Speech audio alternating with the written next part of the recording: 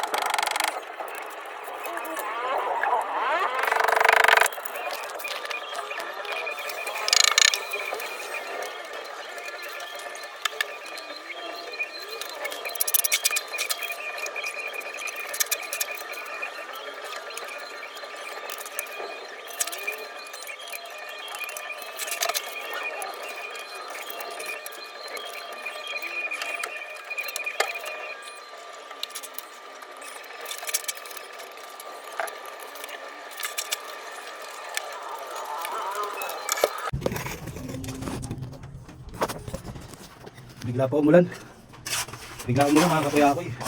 Patay tayo dyan. Ay.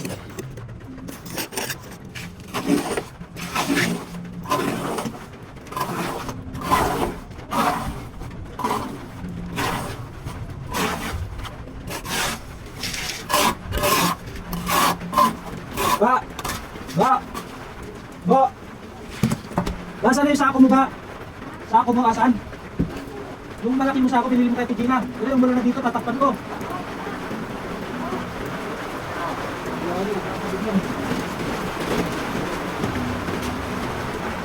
Isa pa ba maliit? Meron pa? Meron pa maliit? Isa pa ba?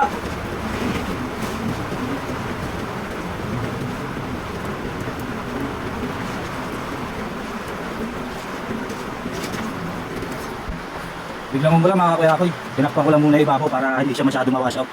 Doon muna tayo sa baba. Hindi natin matutuloy dito sa taas. Biglang mula no. Doon muna tayo sa baba.